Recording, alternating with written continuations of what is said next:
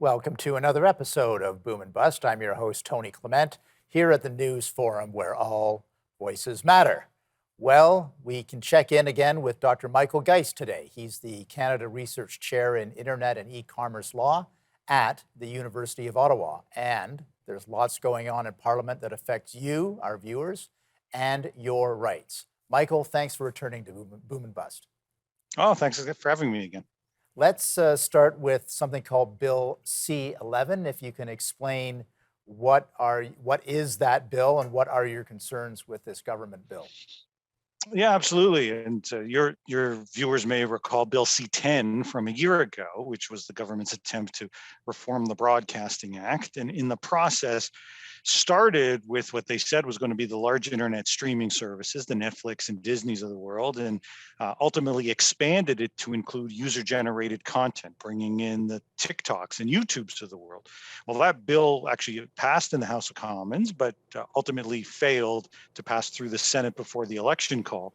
It's effectively back in a slightly amended form as Bill C-11.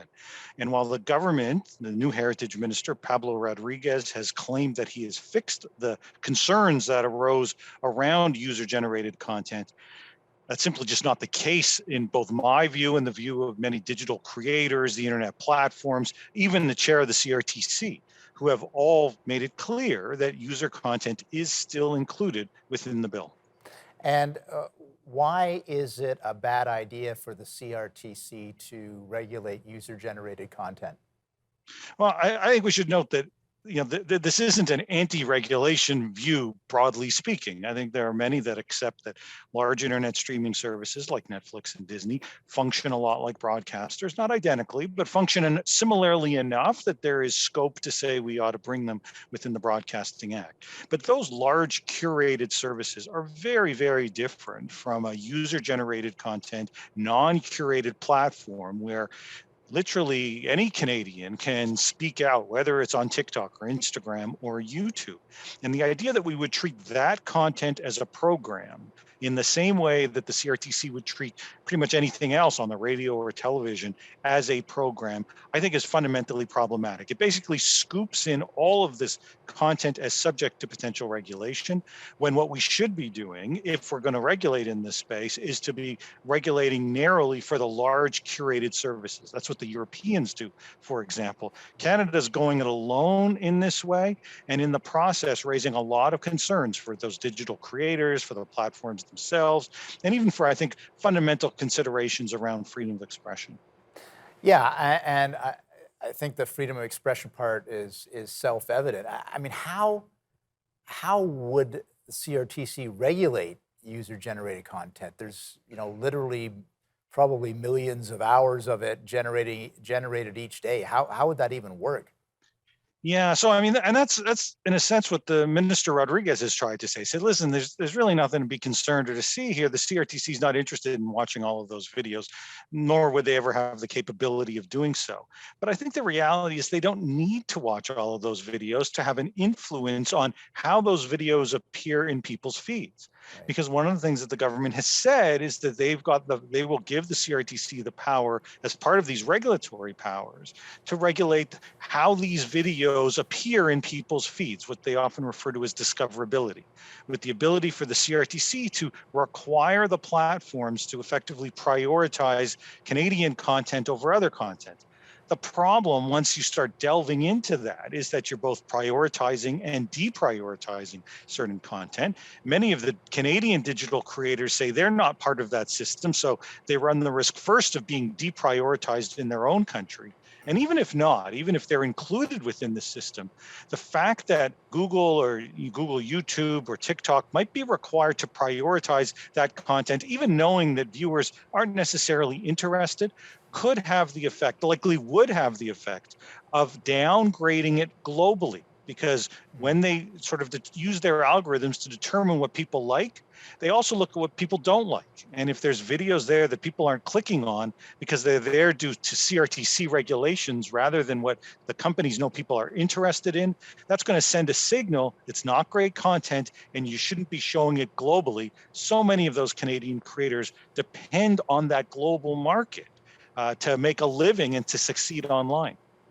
We're going to take a quick break with our guest, Dr. Michael Geist. We're talking about regulation, over-regulation of user-generated content proposed in Bill C-11. We'll be back after these messages. Please stay with us.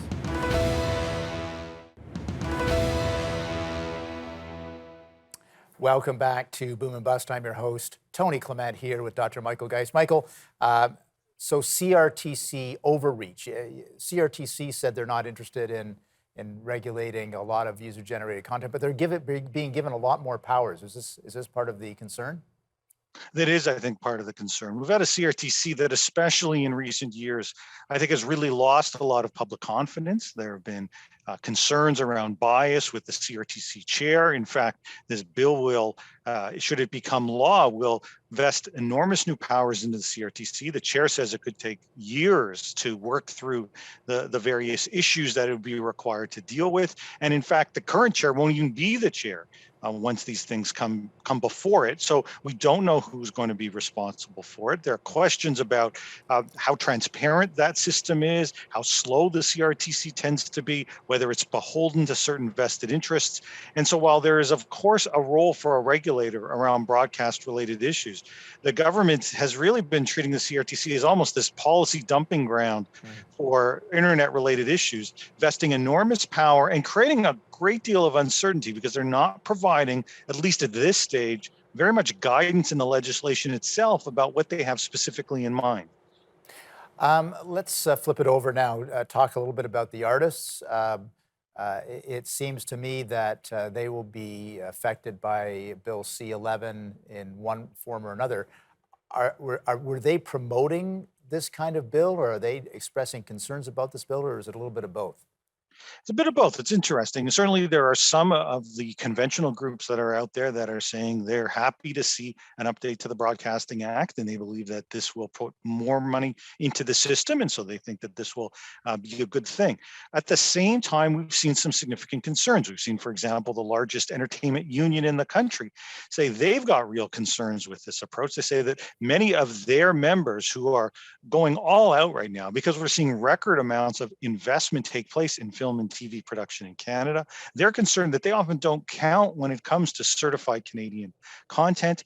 And so the fact the government says this will actually create more Canadian stories and more employment, they say, hold on a second, we're employed, we're getting all kinds of opportunities, but you don't even count our participation in this process as mattering for the purposes of CanCon certification.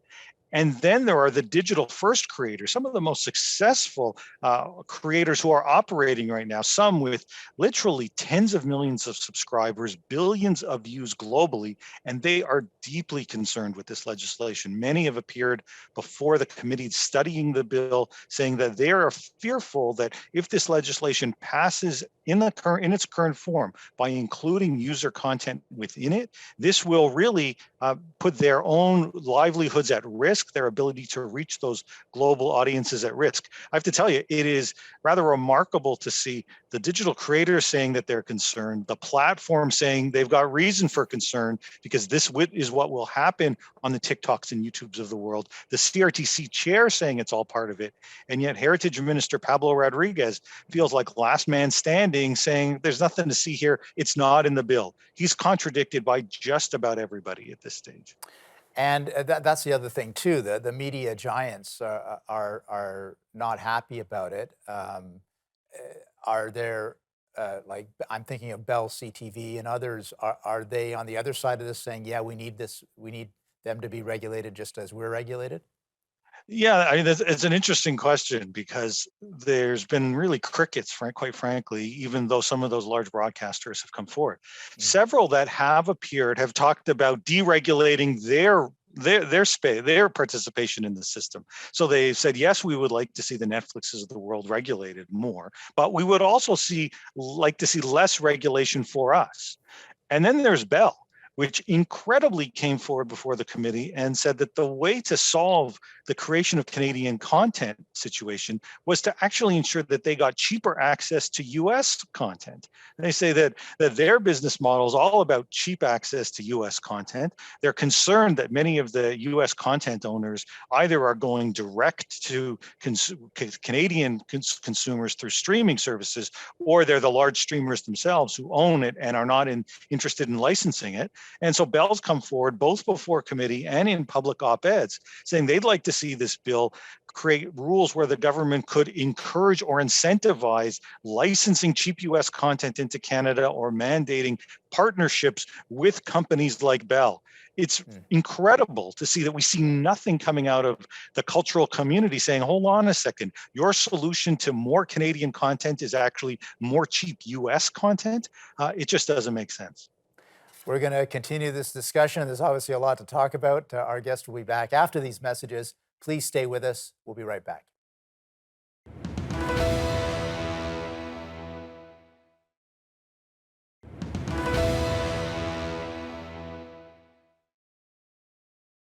Michael, I wanted to turn our attention to the Online News Act, Bill C-18. Tell us what's going on there. Yeah, so this is the second part of Heritage Minister Pablo Rodriguez's internet regulation plan. We talked obviously about C-11 on the broadcast side. This involves the news side, and his goal here is to force large internet platforms, most notably Facebook and Google, but potentially other players as well. It could include Apple, LinkedIn, Twitter might all be captured by this as well, to force them to pay for news. And they force them effectively to compensate some of the large, and they would say so, large media organizations alongside some of the other media organizations that are out there right now. It actually does include Bell, it includes CBC as well within the ambit of this. The concerns that we've seen around this is not that there isn't a legit concern with the state of journalism in Canada right now, and the concerns that we've seen, certainly some newspapers close up shop over the last number of years. It's that the government has taken a remarkably interventionist approach in terms of just how its role in terms of sort of dictating some of these terms, and its view that the kinds of things that ought to be compensated aren't just copying news, but linking to news, including news stories within an index, even headlines themselves are all viewed as what the government says facilitating access to news. And that alone is something that they see as compensable. So just to give you an example, today it was published an opinion piece that I wrote for the Financial Post. It was published today online, and I immediately shared it via my LinkedIn. So that's an opinion piece that I wrote, but it was published by the Financial Post. Would these be one of the things that the National Post or Post Media would then be liable for because it was published on LinkedIn?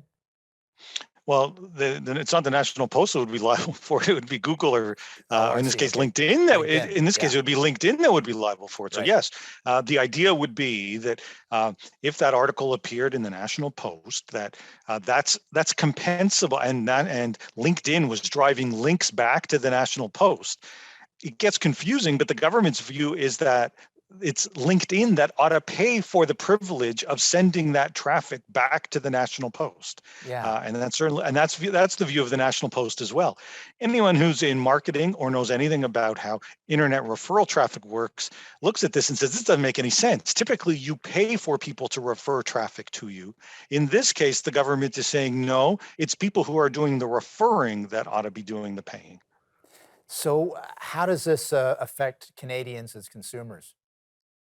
Well, I think the way it's going to affect our Canadian media ecosystem in some pretty significant ways if it goes through. We've had some of the small and independent media companies saying they're very concerned with this legislation. Many of them are effectively being forced to participate, even though they say that this isn't something that they wanted or lobbied for. And the reason, of course, is if you operate, let's say, a digital online newspaper in an Ontario small Ontario community, your primary competitor might well be the CBC, which of course already has tax dollars. But beyond that, the CBC may be getting some of that Google money or Facebook money as well. And so it becomes pretty tough to compete in that kind of environment. So they're concerned about the intervention into this space. I also think that more broadly, when we think about access to information, when we think about the role that internet search plays, about the need for that free flow of information through links and the like, the idea that somehow the government says, no, when you provide those links, that's something that itself ought to be compensated for. You know, there are those that will say, what makes the media so special? If the media gets paid to have their content included in a search index, or the headlines included in something, or simply having some number of links, why shouldn't my content be entitled to the same sort of thing? I think that's why we've seen a really strong reaction from some of the large platforms who have made clear they're willing to pay for content where there's value add. In fact, many of these publications already have licenses with Google and Facebook where there's value add provided. But their concern is once the government starts stepping in and saying, we're going to define what gets compensated as even inclusion in a search index or basic linking, that's where I think they start becoming concerned, because that really does put some of the kinds of things that I think we take for granted with the internet at risk. Yeah, we've got about 25 seconds before the break, but the reality of news consumption is not really reflected in this. This is not really. Let me ask the question. We're going to take the break, maybe, because I don't want to rush you. But to me, the reality of news consumption today is it's online, and a lot of people are sharing information. So the issue is, does this reflect the reality of online consumption, or is it in some way changing it? We'll get to the answer to that question after the break. We'll be right back.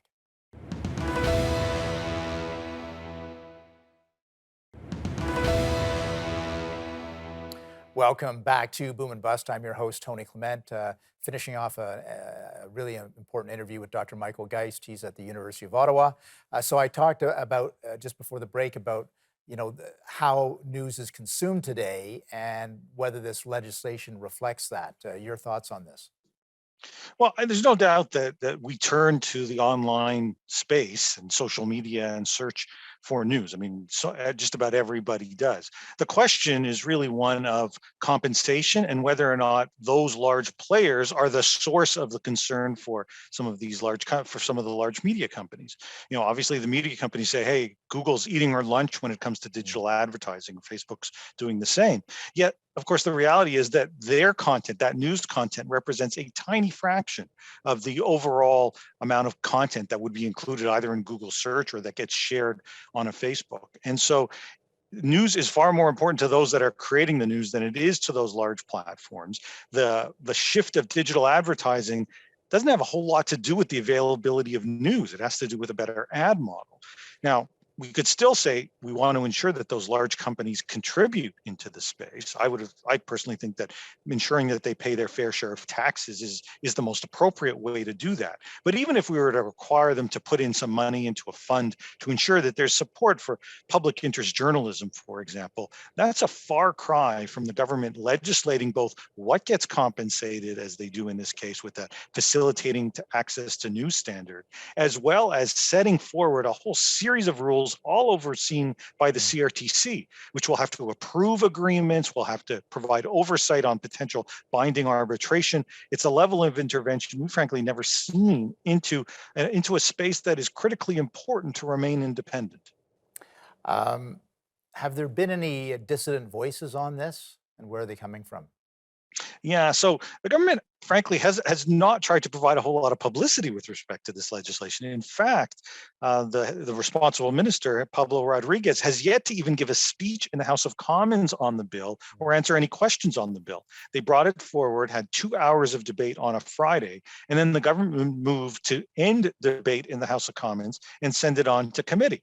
So the government, frankly, hasn't been talking a whole lot about it. So I think awareness is fairly low. But recently we have seen, in addition to the platforms themselves, themselves that are raising real concerns about the implications of this legislation. We have started to see now over 100 independent media publishers, small and medium-sized publishers in particular, expressing real concern, calling on the government to fix the legislation. And their view seems to be, of course, it's many different players, so they may have some, there's a wide variety of views within that, but collectively, they've taken the position that we're not necessarily love this legislation, but we have the sense that it is going forward. And if it is going to go forward, then we need to fix it because we feel that we are at disadvantage. It's not transparent enough, and it's not fair when it comes to how small and medium-sized publishers will be treated when compared to the big players, the Postmedias and Torstars of the world. Is it yet to go to committee? It's been referred to committee, but it's kind of backed up at committee because committee is dealing with Bill C-11 that we were talking about earlier. They haven't had a chance to deal with it yet. Okay. And what do you think, do you anticipate, as Minister Rodriguez or the government said, that they're going to listen to what happens at committee, or what's your take about what's going to happen there? It's pretty hard to be optimistic, quite frankly, when the government didn't even want debate within committee itself, within the House of Commons itself, and has tried to rush it forward. That said, I think that everyone can start from the position that they'd like to ensure that we have a robust, independent media in Canada, and recognizes that there are challenges.